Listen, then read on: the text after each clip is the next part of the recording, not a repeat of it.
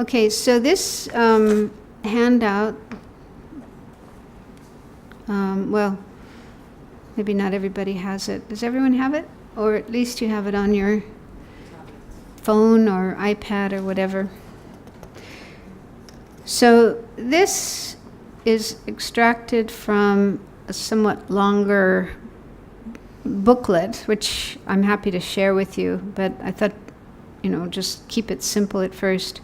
It's from the FPMT,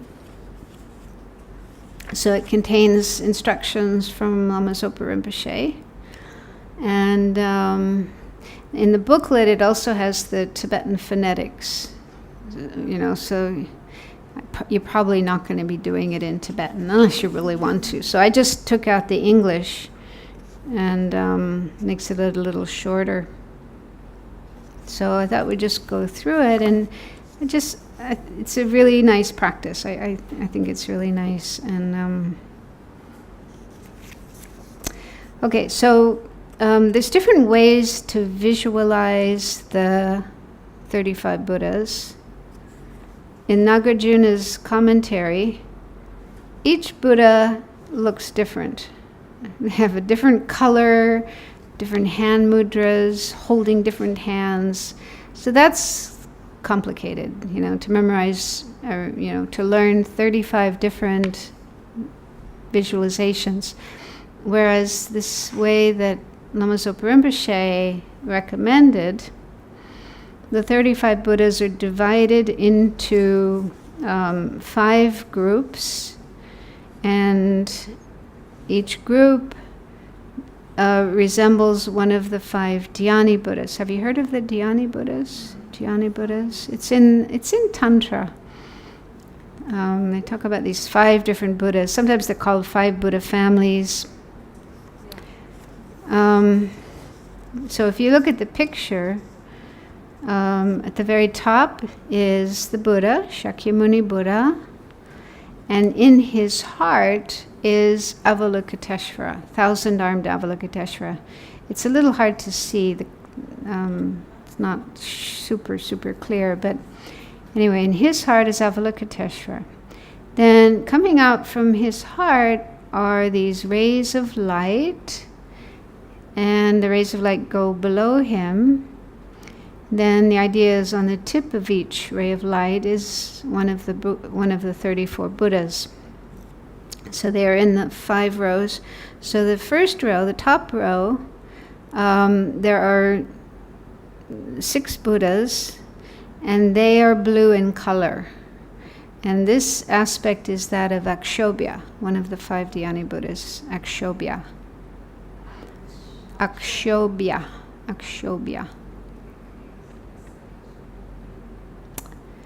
And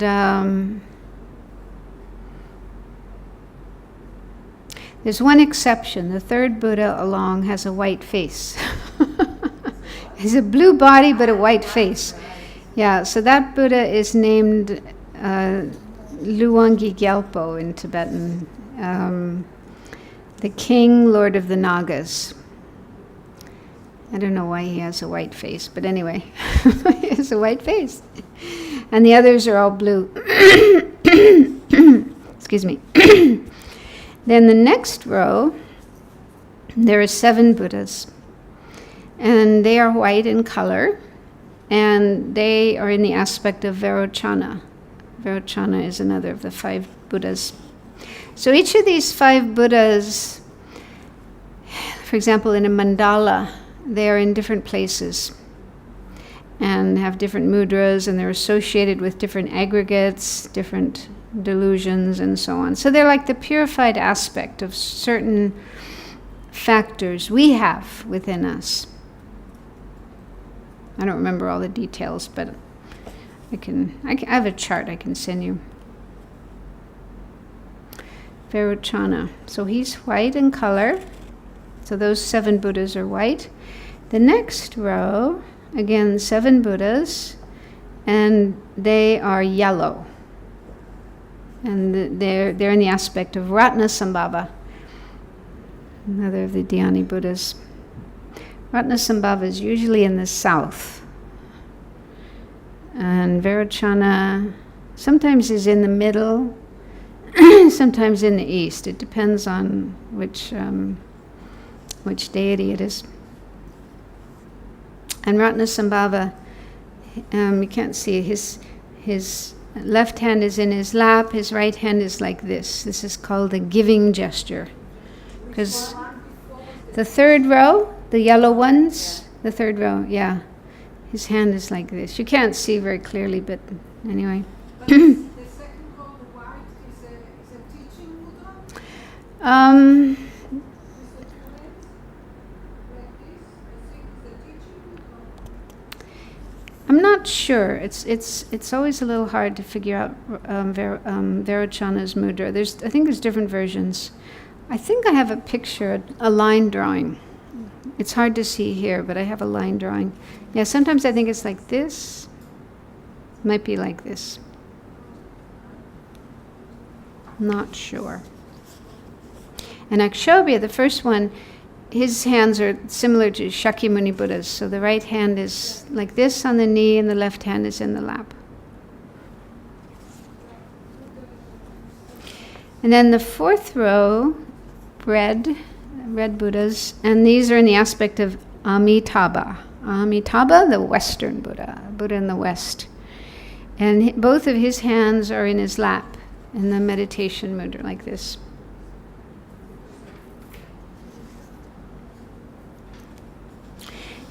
And then the last row, green Buddhas. And these are the aspect of Amoghasiddhi. He's usually in the north, Amoghasiddhi. And his mudra, can't see it, it's like this. Left hand in the lap, in the meditation mudra, and right hand is like this. It's called a giving protection. It's like a mudra. It's like the American Indians did this as well. It means like peace. It's kind of a universal symbol. I think it shows, I don't have any weapons in my hand. You don't have to worry about me. Something like this. Green. Is there a dictionary for all kinds of I'll look on I have some information. I might have a chart that shows the 5 Dhyani Buddhas, their colors, their mudras, what they represent, and so on. Yeah, it's cool. They are a little bit like the 7 medicine Buddhas. The last row, very, very bottom, are the medicine Buddhas.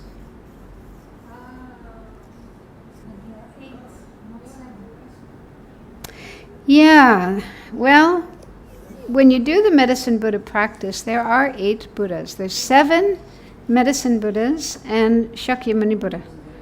So that means Shakyamuni Buddha is down there as well. I think he's the last one over on the right. So each one of them has a different color and mudra and so on. But, if you're really good at learning all these details and visualizing them, you can, but otherwise you can just think they're there. They're there. Have a rough idea. Okay, there's the 35 Buddhas of confession and the 7 medicine Buddhas. And then down at the very bottom, I think those are offering goddesses. Goddesses bearing different kinds of offerings of the 5 sense pleasures and so on.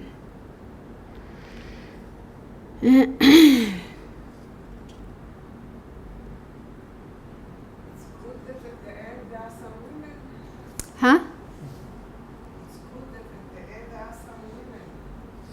There are some women.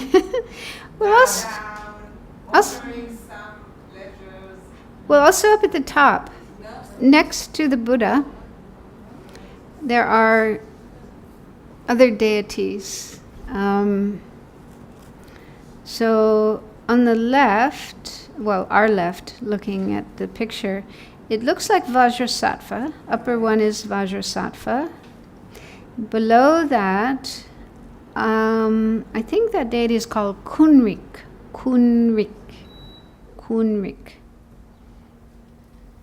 Then on the right side, the upper one, who's blue in color, is Mitukpa.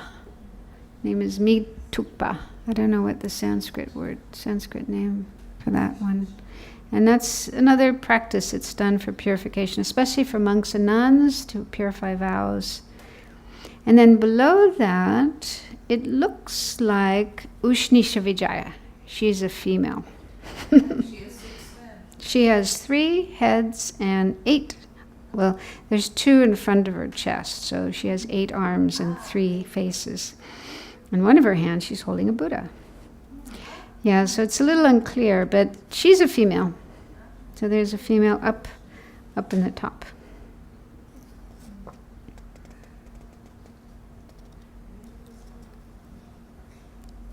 Lots of colors, if you like colors. Many, many different colors. So anyway, this is the visualization recommended by Rinpoche.